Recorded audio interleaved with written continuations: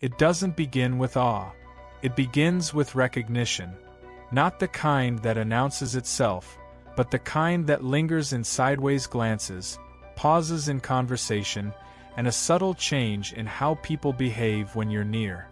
Your neighbors witnessed your divinity doesn't mean spectacle. It means contrast. You didn't do something extraordinary. You simply existed without hiding what others learned to conceal. You've felt this before. The quiet awareness that your presence registers even when you say little. That routines shift slightly around you. That people become more careful with their words or strangely more honest. This isn't admiration. It's perception responding to coherence. When something is internally aligned, it reflects outward whether it intends to or not. Divinity here is symbolic. It doesn't point upward, it points inward. It describes a quality of integration. Thought, intention, and action moving in the same direction. Most people fracture under observation. They adjust mask. You don't. And that difference is noticeable, especially in familiar environments where patterns are easy to spot. Neighbors represent proximity without intimacy. People who see you consistently but don't know your inner story. That's what makes their recognition meaningful. They haven't been persuaded. They've observed. Over time, they've noticed that you don't react the way others do. That you don't escalate. That you don't leak frustration into small moments. That you hold your center even when circumstances fluctuate. You may remember times when attention found you without invitation. Questions asked without context. Assumptions made without explanation. This wasn't projection alone. It was curiosity trying to locate a reference point.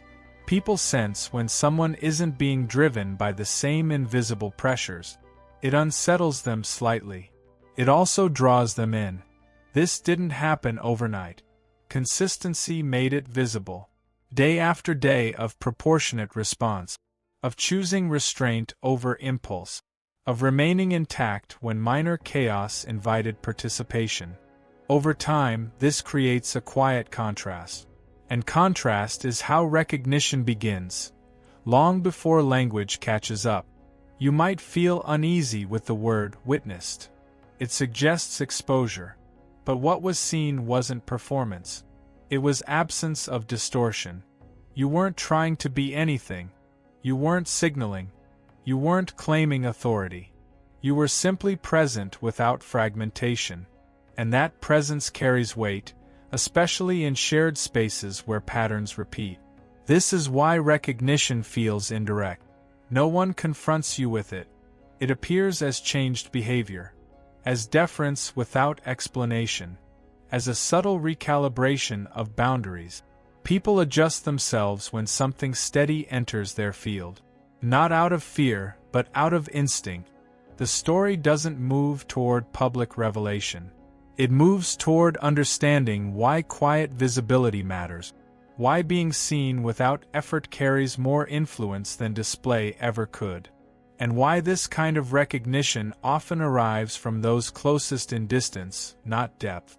Because proximity reveals consistency, and consistency reveals something most people rarely encounter. Once recognition settles into the environment, it begins to change the rules of interaction. Not formally, not explicitly, but perceptibly. You notice that people around you hesitate before acting out of impulse. That small conflicts dissolve before they escalate. That even silence carries more structure when you're present. This isn't influence you asserted. It's influence that emerged because coherence alters space. You may recall moments when neighbors, people who barely know you, treated you with an unexpected respect. Not warmth, not distance, but care. As if something in them registered that boundaries mattered more here. This reaction wasn't about personality. It was about consistency observed over time.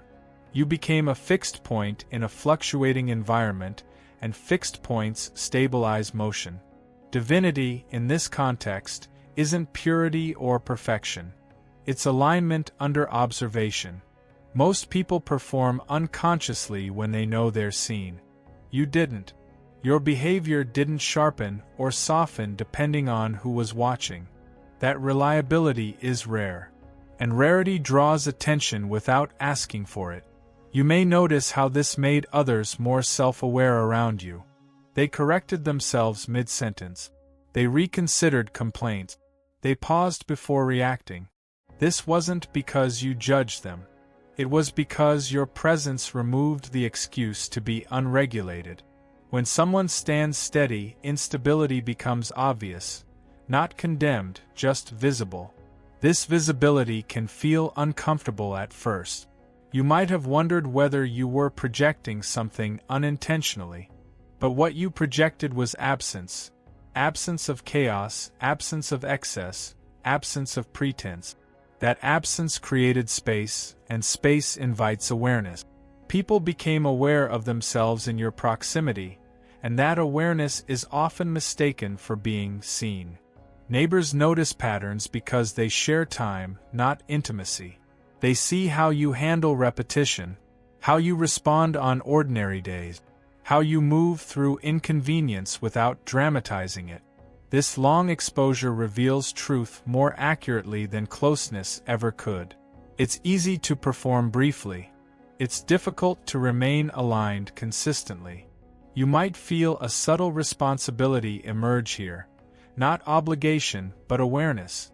You realize that how you hold yourself influences more than just your own experience. Not because you're meant to lead, but because regulation is contagious. Calm spreads quietly. Presence sets tone without instruction. This is why recognition didn't come as praise. It came as adjustment. The environment reorganized itself slightly around you. People didn't name what they sensed. They responded to it. That response confirmed something you'd felt internally for a long time. That alignment is visible even when unnamed. The story now begins to ask a deeper question. Not about being witnessed, but about what follows recognition. What happens when quiet coherence becomes part of a shared space? How does one continue without turning presence into performance? The answer doesn't arrive yet, but the shift has already begun. After recognition comes distance, not separation, but recalibration. You may notice that some people grow quieter around you, while others grow curious. Both reactions come from the same place. Your presence interrupts autopilot. When coherence enters a shared space, habits surface. Not to be judged, but to be seen. And being seen often asks more of a person than being challenged. You didn't set this in motion intentionally. In fact, you may have tried to minimize it, to be less noticeable, to soften edges, to blend. But alignment doesn't blend easily. It simplifies, and simplification exposes contrast. Over time, that contrast becomes undeniable to those who share walls, sidewalks, routines. If you've been touched by God's goodness, don't keep it to yourself. Click Super Thank You, and sow a gift of $20 or more to help spread His light. Your giving becomes a ripple of grace, blessing hearts and building His kingdom. Let His overflow pour through you. Neighbors observe patterns others miss. They see how you return home, how you handle small frustrations, how you don't broadcast your inner weather. They see what remains consistent when nothing is being performed. That consistency is what they witnessed, not something elevated, but something undivided. And undivided attention is rare. This creates a subtle shift in how you're approached. Fewer casual intrusions, more measured exchanges. People choose words more carefully. Not because you demand it, but because your presence raises the bar without effort. When coherence is nearby, incoherence feels louder. People instinctively adjust to reduce that friction. You may feel a quiet loneliness emerge here. Not isolation, but distance created by difference. Not everyone wants to be around a mirror that reflects without distortion. Some will keep space. Others will test boundaries. Neither reaction requires response. Both confirm what's already known. Presence carries consequence.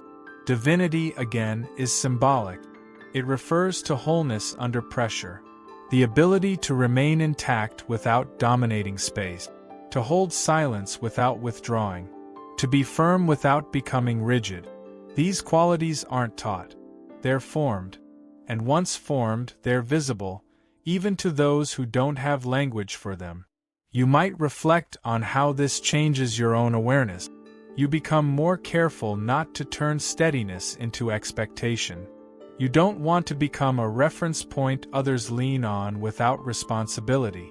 You understand that your role isn't to regulate everyone, only to regulate yourself. That boundary keeps presence clean. This is where the story deepens. It's no longer about being witnessed. It's about staying authentic after being seen. Many people change once noticed. They perform the version that was recognized. You don't. You remain ordinary. You keep routines. You preserve proportion. That refusal to inflate is what protects the integrity of what was seen in the first place. As this settles, you realize something grounding. Recognition doesn't require response. It doesn't demand acknowledgement. It doesn't obligate you to explain yourself. It simply exists as feedback that alignment registers beyond inner life. The narrative moves forward now, not toward elevation, but toward discipline. How to remain whole in proximity. How to let visibility pass through without attachment. How to continue living without converting presence into identity. Those answers come slowly, but they come. Discipline reveals itself in the smallest decisions. You begin to notice how carefully you choose not to react, not to interpret, not to internalize what doesn't belong to you. Visibility sharpens this skill. Once you're seen, even quietly, every unnecessary response carries weight. You learn restraint not as suppression, but as respect for your own center. You may feel a growing awareness of how you move through shared space. Not self-consciousness, but precision. You don't want to disturb equilibrium, and you don't want to become its anchor either. You let yourself be present without becoming responsible for the emotional climate around you. This balance is subtle, and it takes practice. You're learning it in real time. Neighbors continue to observe, but the observation no longer defines the moment. It fades into background awareness. What remains is your relationship with yourself under proximity. Can you remain unchanged when noticed? Can you stay ordinary without shrinking? Can you live without adopting the identity others project onto you? These are the real questions now. You might notice how temptation appears, not in grand forms, but in small invitations to perform, to lean into the role, to enjoy the unspoken authority, to allow yourself to be the one who knows. You feel these impulses and you let them pass, not because they're wrong, but because they're unnecessary. Alignment doesn't need reinforcement. This is where divinity, as a symbol, becomes practical. It doesn't elevate you above others. It grounds you deeper into proportion. You understand that what was witnessed was not a status to maintain, but a state to protect. Protection here means humility, consistency, and a refusal to dramatize what is essentially simple. You may recognize how this discipline ripples outward. Interactions become cleaner.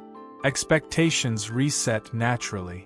People sense that you won't carry what isn't yours, that you won't perform stability for comfort. This clarity reduces pressure on both sides. Boundaries establish themselves without conversation. There's a quiet confidence that grows here, not pride but steadiness. You trust that being seen won't dilute you. You trust that being ordinary won't erase what was recognized. You trust that alignment, once established, doesn't require constant vigilance. It sustains itself when you stop interfering with it. As discipline settles, the story narrows again. It's no longer about who noticed or what they saw. It's about how you inhabit your life now that visibility is part of it. How you wake, move, rest, and return without turning presence into performance. This phase teaches something essential. Being witnessed doesn't change who you are unless you let it. The real work is allowing recognition to pass through you without becoming something you must uphold. The narrative continues, not toward concealment but toward ease, toward living fully seen without tension. Ease doesn't mean disappearance. It means you stop negotiating with awareness. You no longer adjust yourself in anticipation of how you'll be perceived. You don't tighten or soften your presence. You let it be. And in doing so, something subtle but important happens. Attention loses its grip on you. You may notice that the same people who once watched you closely now treat you as part of the landscape. Not ignored, integrated. This is not loss of influence. It's proof that stability has normalized. When coherence becomes familiar, it stops triggering curiosity and starts providing grounding. You haven't faded. You've settled. This phase reveals how much energy was once spent managing possibility. The possibility of being misread. The possibility of being elevated or diminished. The possibility of becoming something in someone else's story. That energy returns to you now. It shows up as presence that feels lighter, decisions that feel cleaner, rest that feels deeper. You may reflect on how different this feels from earlier stages of your life, when attention, wanted or unwanted, felt intrusive. Now it passes without sticking. Praise doesn't hook you. Distance doesn't unsettle you. You're less available for projection because you're more anchored internally. Anchoring dissolves drama without confrontation. Divinity, as a symbol, dissolves further here. It no longer describes something seen in you. It describes how you remain yourself around others. The sacred quality isn't elevation. It's containment. The ability to exist fully without needing to be mirrored. This is what most people never learn, even when admired. Neighbors continue their lives. You continue yours. And yet something remains changed. Not externally, but structurally. You know now that presence doesn't require isolation, and visibility doesn't require distortion. You've tested both and survived intact. That knowledge is practical. It informs how you move forward into wider spaces without fear. There's also a deepening compassion that emerges, not sentimental, but realistic. You understand why others perform, why they fracture, why they cling to roles. You don't excuse harm, but you see the mechanism behind it. This understanding keeps you from becoming rigid or judgmental. You remain open without becoming absorbent. As ease stabilizes, you realize something quietly liberating. You don't have to protect what was seen. It wasn't fragile. It was simply unfamiliar. Now that familiarity has settled, the environment no longer reacts. And that non-reaction gives you freedom to live without self-reference. The story moves forward now, not toward expansion or retreat, but toward depth. How alignment behaves when it's no longer noticed. How integrity operates when no one is watching closely. How presence continues when attention has moved on. Those answers arrive not as insight, but as experience. And experience, once integrated, doesn't ask to be named. Depth reveals itself when attention fades and nothing collapses. You notice how your days continue with the same internal order even when no one is watching closely. This is where alignment proves itself, not under scrutiny but in neutrality. You're not held together by expectation. You're held together by habit refined into principle. You may sense a new confidence in solitude. Not withdrawal, but steadiness when external feedback quiet. You don't need to be mirrored to remain clear. Decisions still arrive with the same precision. Emotions still move without overrunning you. This consistency confirms something essential. What was witnessed was never dependent on witnesses. Neighbors now become background texture again. Present, human, varied. Their lives move with their own rhythms. and you move with yours. The contrast that once registered has softened into coexistence. That's not loss of impact. It's proof of integration. When coherence enters a system, it doesn't dominate, it normalizes. You might reflect on how this changes your relationship with effort. You no longer push to maintain presence. You conserve energy by not interfering with what already worked. This restraint creates space for creativity and rest. Two things that can't exist where vigilance is constant. You didn't realize how much vigilance you carried until it wasn't necessary anymore. There's also a shift in how you read situations now. You don't scan for reactions. You sense readiness. You know when to speak and when silence is more accurate, not because you're cautious, but because you're precise. Precision replaces anxiety. It reduces friction without diminishing truth. This phase clarifies a quiet rule. Integrity is most powerful when it's boring to observe, when it doesn't fluctuate, when it doesn't reward attention. You embody this without effort now. And because you do, you're able to move into spaces beyond proximity, work, collaboration, wider responsibility, without fear of distortion. Divinity, fully symbolic here, resolves into reliability. The sacred quality is not being exceptional, it's being dependable under pressure. You don't elevate moments unnecessarily. You let them be what they are. That restraint keeps outcomes clean. As depth settles, you realize the story is no longer about neighbors at all. Proximity was simply the proving ground. It showed you how coherence behaves when observed casually, repeatedly, without context. Having passed through that phase intact, you're free to engage larger arenas with the same steadiness. The narrative narrows again, away from visibility toward application. How you carry this depth into decisions that matter more than daily observation. How you let it guide without announcing itself. The next movement will bring that application into focus, quietly, practically, and without spectacle. Application begins where stakes increase and anonymity decreases. You notice it when decisions start to carry longer consequences, when your choices ripple beyond immediate context. This is where depth becomes useful, not as identity but as method. You don't announce values, you implement them through structure, pacing, and restraint. You may feel a subtle shift in responsibility. Not more weight, but more reach. What you do now influences trajectories rather than moment. And because you've learned to move without spectacle, that influence remains clean. You don't contaminate outcomes with urgency or ego. You allow processes to unfold while ensuring they don't drift. This is where your earlier discipline pays dividend. You don't overcorrect. You don't overcommit. You recognize leverage points and apply just enough pressure to stabilize direction. This economy of action preserves energy and credibility. People trust what doesn't need to be repeated. They follow what doesn't demand attention.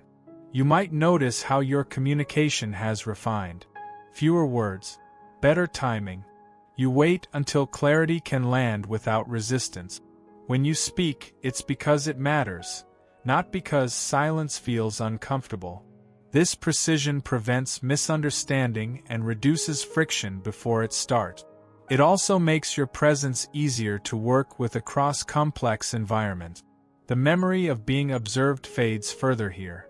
Not because it never mattered, but because it trained you for this phase. Proximity taught you consistency. Consistency taught you reliability. Reliability now allows application at scale without distortion. You don't need to be known to be effective. You need to be accurate. There's also a recalibration of ambition. You're not trying to expand influence indiscriminately. You're selecting contexts where your way of operating actually improves outcomes.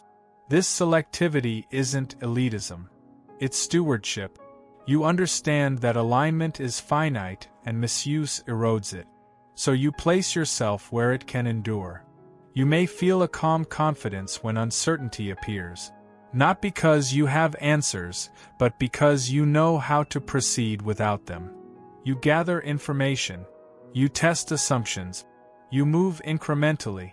This method prevents dramatic failure and supports sustainable progress. It's not flashy, but it works. As application stabilizes, the narrative sheds its final layers of symbolism. Divinity, witnessing, proximity. These were lenses, not destinations. They helped you recognize a quality of being that now functions independently of story. What remains is a way of moving that keeps outcomes coherent under pressure. The story narrows again, approaching its close, not with a climax, but with consolidation. What you've learned is now operational. What you carry is now placed. The last movements will not add meaning. They will confirm it, by showing how it holds over time. Confirmation doesn't arrive as praise or recognition. It arrives as absence of friction. You notice that things move without resistance when you're involved. Not faster, cleaner. Decisions hold. Outcomes don't unravel. Follow-up becomes unnecessary because structure was correct from the start. This is how alignment confirms itself in the real world.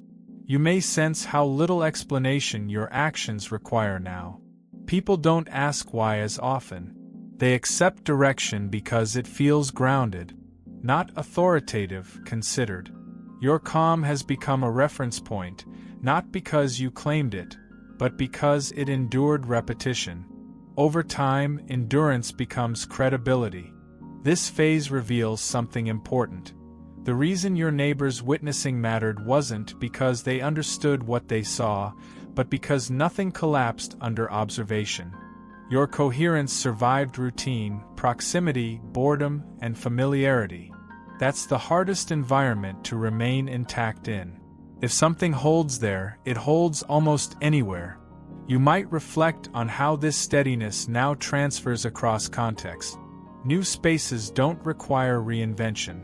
You don't adjust your center to fit expectations. You allow environments to reveal how they respond to clarity. Some align quickly. Some resist quietly. Either response gives you information without costing you energy. There's also a noticeable reduction in internal noise. Fewer what-if loops. Less second-guessing. Not because risk disappeared, but because your method is sound. You trust the process you use to arrive at decisions. That trust replaces anxiety with attention. You stay alert without being tense. The symbolic idea of divinity resolves fully here into dependability. Others rely on you not because you're impressive, but because you're predictable in the best sense. You don't fluctuate with mood or attention. You don't disappear under pressure. You don't escalate unnecessarily. That reliability becomes rare the larger the system grows. You may realize now that you're no longer concerned with how you're perceived. Perception has been replaced by consequence. What matters is whether what you do continues to work without harming coherence. That metric keeps you grounded and prevents drift into performance or detachment. As confirmation settles, the story simplifies one last time. There's nothing left to uncover. Nothing left to prove.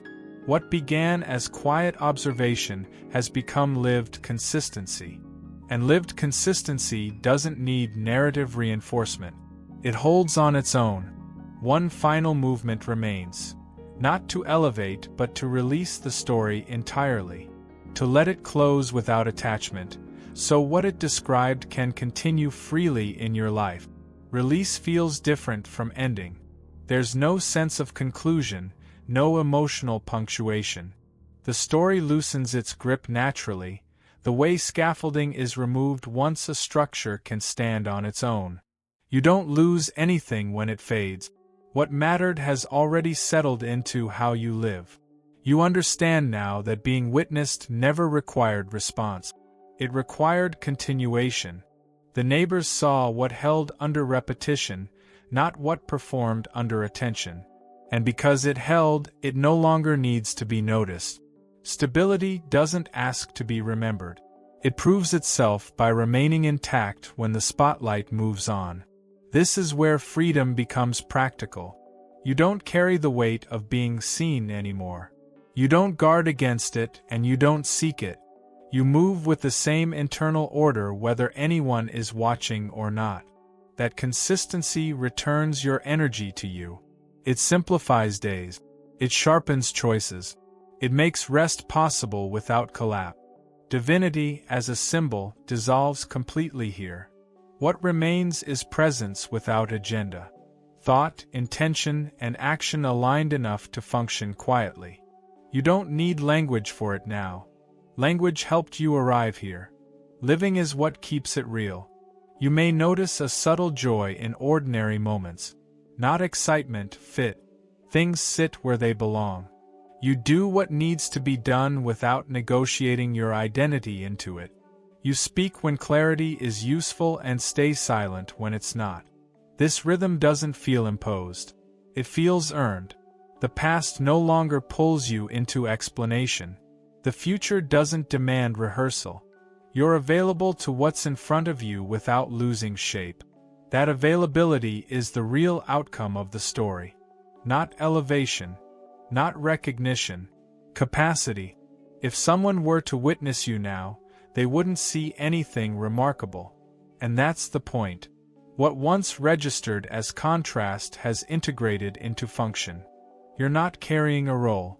You're carrying a way of being that survives familiarity, pressure, and time. The narrative ends because it's no longer needed. What it described is now operational. You don't have to remember it to live it. You don't have to defend it to keep it intact. You simply continue, clear, proportionate, and present. Nothing is lost when the story closes. What remains is usable. And that is enough.